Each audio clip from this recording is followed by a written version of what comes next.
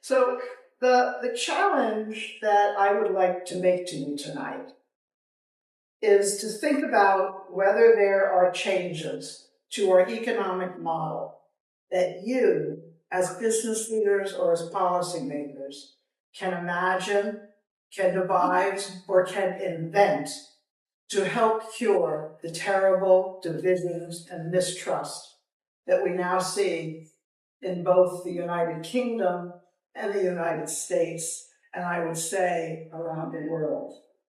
Both the UK and the US had overwhelming change elections. Those elections clearly rebuffed the people in power. The voters rejected the incumbents as out of touch with the realities of their life. So I'm here to make to you the case for inclusive capitalism as an antidote to our discontents, based on my belief that markets and society need to be aligned, and that a theory and practice of inclusive capitalism is what will do it.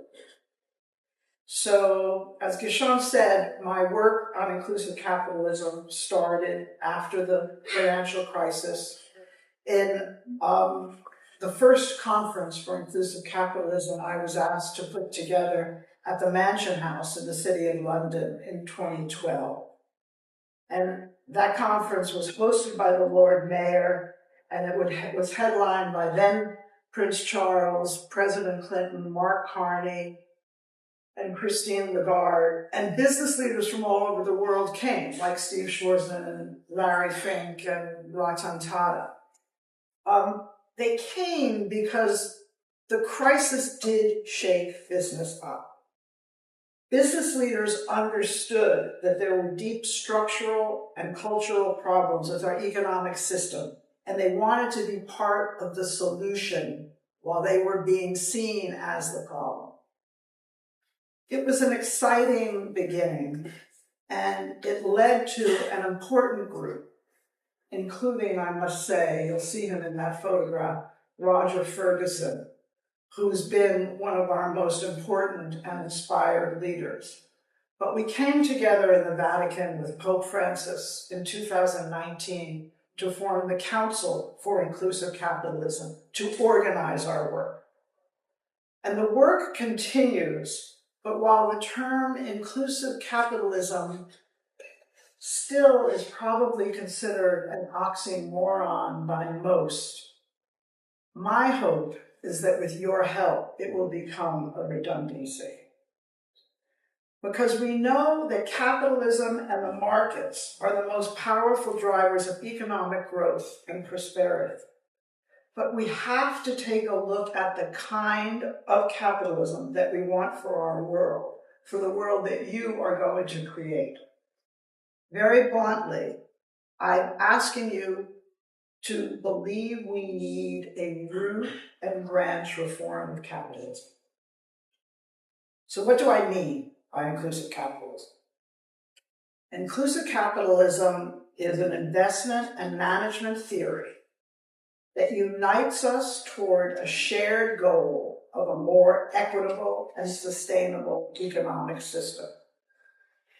Inclusive capitalism is based on a commitment to equality of opportunity, equitable, not equal outcomes, fairness to all society stakeholders, and growth of capital and society for future generations. Inclusive capitalism envisions a virtuous cycle where companies which are doing the best with respect to their workers and people are rewarded by shareholders with higher stock market valuations. How to get there is the challenge we give ourselves every day at the Council for Inclusive Capitalism. Let's look at the basic facts about inequality that are the result of the system that we've been living under. I'm focusing on the US and the UK because that's what I know. But the US has the highest levels of inequality in the world. The top 1% holds 35% of our national wealth. The share of children earning more than their parents dropped from 90% for Americans born in the 1940s to 50% for Americans born in the 1980s. The United Kingdom is really no better. 1% of all Britons hold nearly 25% of the country's wealth. 10% of all Britons hold nearly half the country's wealth. After the US, the UK has the highest inequality of the advanced nations. What does this translate into? Simply, it is translated into a terrible erosion of public trust in the system. In the UK, 40% of Britons expect their children to be worse off than they are. 53% believe that capitalism does more harm than good, and only 42% of Britons trust their public institutions. In the US, it is even worse, and this was done before George. Half of Americans expect their children to be worse off than they are. 55% of all Americans view capitalism unfavorably, and only 39% of Americans trust their public institutions. We are not in a good place. Clearly, the system has let people down. Our society is suffering. The statistics don't lie.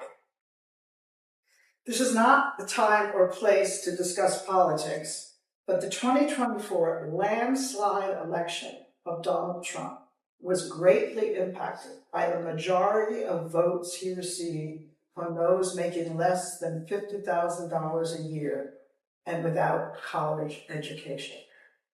This is a new demographic for the Republicans. I'm just saying, you hear it said that economics determines politics. Well, I say inequality determines politics. And I believe inclusive capitalism is the antidote to our discontents, because economic fairness creates greater economic growth and higher company values. Let me explore both of those ideas.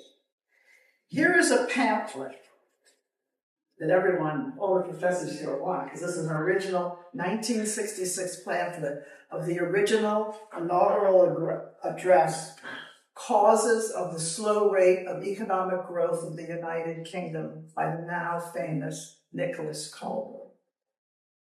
He opens with this sentence, 1966. One of the basic economic facts which has increasingly entered into national consciousness is the relatively slow rate of economic growth in Britain. Sound familiar? Rachel Reeves. But then Professor Calder went on to say, and I'm going to quote him here at length, there has been no shortage of explanations. Some put the blame on the inefficiency of our business management. Some on the nature of our education, giving too little emphasis to science and technology and too much to the humanities. Some on the general social milieu, which deprecates aggressive competitiveness and looks down on mere money-making as a career. She shows that between 1980 and 2023, the U.S. economy grew only 2.6 annually on average, which in today's world doesn't sound so awful. But this low growth rate was marked by increasing inequality and a shrinking middle class, as you see on the chart.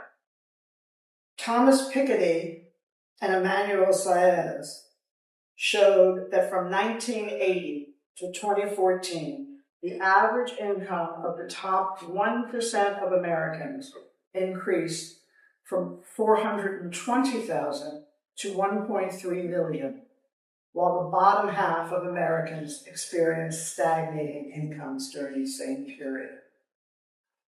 This was a reversal of the economic conditions that prevailed in America in the 3 decades following World War II, when wages grew alongside economic expansion.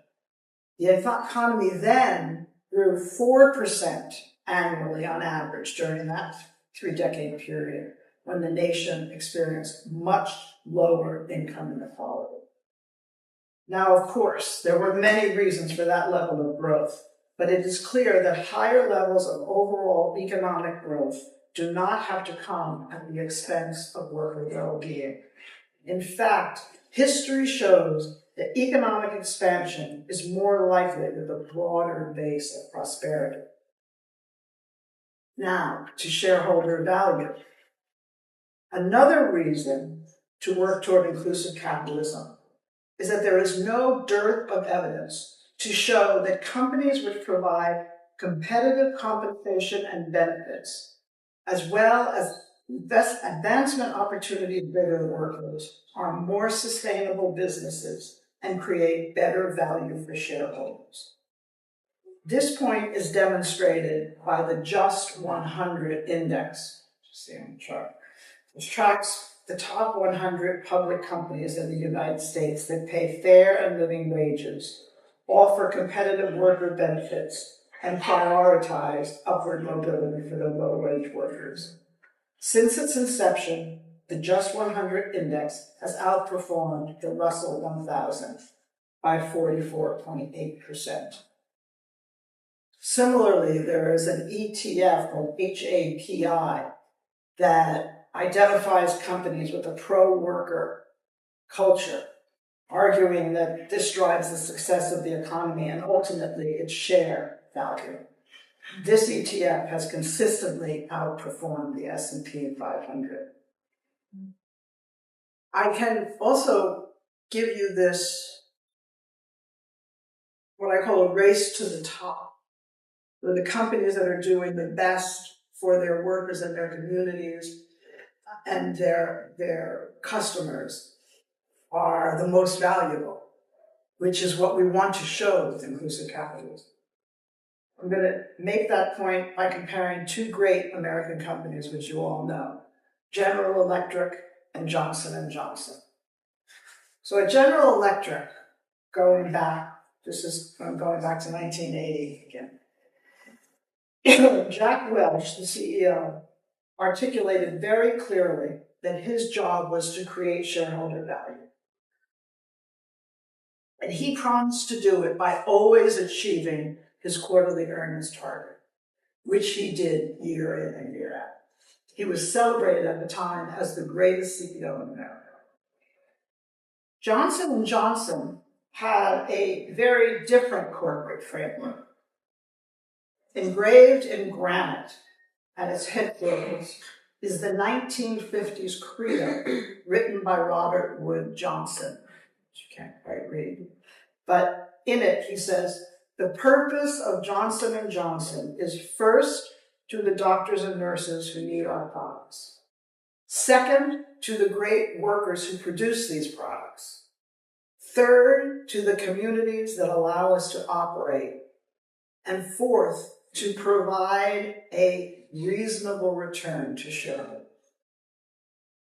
So how did these two very different views work out for shareholders? Well, from 1981 to 2001, when Jack left, both companies' stock grew by about the same amount.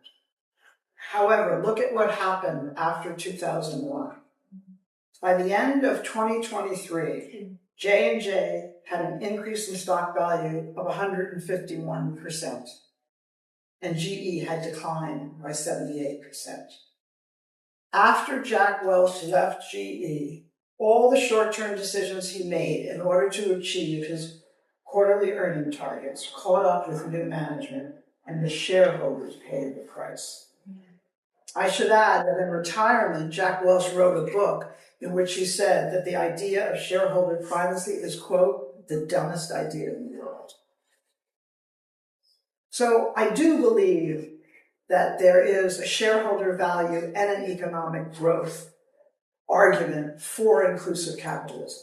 But while I believe that's really important, I also think there is a moral and religious case for inclusive capitalism that we should not ignore. I say this because a society that's driven only by economic objectives is a society that's on very shaky ground, as I see it. Allow me to go back to our very early understanding of capitalism. As you know, it started in 1776, when Adam Smith, the founder of capitalism, wrote The Wealth of Nations.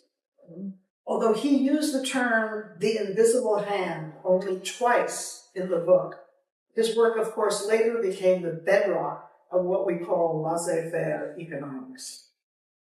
Yet, it is not right to celebrate the wealth of nations without putting it in the context of the worldview of Smith at the time when he wrote.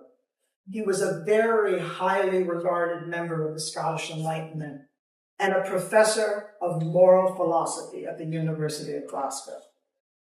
Importantly, 17 years before writing The Wealth of Nations, he wrote The Theory of Moral Sentiment. Put together, it is clear that the famous butcher, brewer, and baker analogy in The Wealth of Nations is deeply informed by what Smith first wrote in The Theory of Moral Sentiments. In that book, Smith said, "The wise and virtuous man is at all times willing that his own private interests should be sacrificed to the public interest of his own particular order of society." So my point here is that Adam Smith assumed that the free markets and the invisible hand would be guided by their pursuit of the common good because each person has a social, moral, and religious desire to be respected, which is what he thought motivated us all.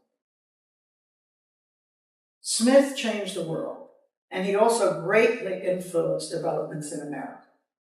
In that context, I cannot resist the words of Alexis de Tocqueville in his famous book, Democracy in America.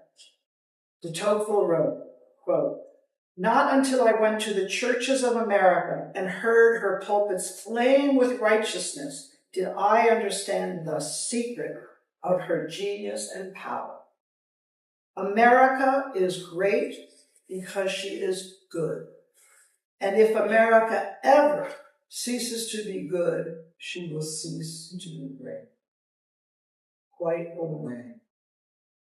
And America's history is not unblemished, to be sure.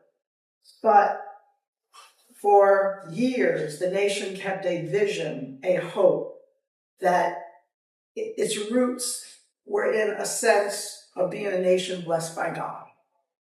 And even during the Depression and World War I and World War II, it is interesting to look at how society and business kept the nation and even the American dream alive. They had a commitment to the common good, whether it was stated or not, in most cases. Many business leaders clearly understood that they needed to be concerned with the national good, not only their parochial business interests. Long after the fights over the progressive policies of FDR, the returning Republican administration, Dwight Eisenhower, did not try to undo the New Deal or even to reduce the top marginal rate of 92%. I think the role of the corporation in society at that time is most beautifully written by a man who I was lucky enough to study under, Peter Drucker. If you don't know his name, he was the first and most widely respected management guru, advising everyone from Sloan at General Motors to Watson at IBM. In his seminal 1954 book, The Practice of Management, he said, quote, "Today it has become possible, if not commonplace, in this country to assert the principle that the business enterprise must be so managed as to make the public good become the private good of the enterprise." In this lies the real meaning of the American Revolution of the 20th century. To make certain that this assertion does not remain lip service, but becomes hard fact is the most important, the ultimate responsibility of management to itself, to the enterprise, to our heritage, to our society, and to our way of life. As the same time as this was happening, there was another group started in the late 40s that had an alternative picture of the corporation. It was led by the Mount Pelerin Society, founded by Frederick Hayek, with members like Milton Friedman. The group led to the creation of various institutions, such as the Chamber of Commerce and the Business Roundtable. They created professorships at major universities and became involved in politics and policy. Milton Friedman, probably his most prominent member, had an enormous influence on the Nixon, Reagan, and Bush presidencies. Regarding business, he famously wrote in 1970 in the New York Times that, quote, "There is one and only one social responsibility of business, to use its resources and engage in activities to increase its profits." This became the business community mantra and is well into this century. It created great wealth, but that kind of thinking also led to the great inequality that we are leaving you. So with the great financial crisis of 2008, the world had a wake-up call about how laissez-faire economics was failing society. I believe that investors, businesses, academics, and policymakers have every reason to come together to create policies and practices that lead to a more inclusive capitalism. The future is in your hands. So it is up to you to decide if you will bend the arc of economic history, as Martin Luther King said, towards justice. I don't know the end of the story, but thank you.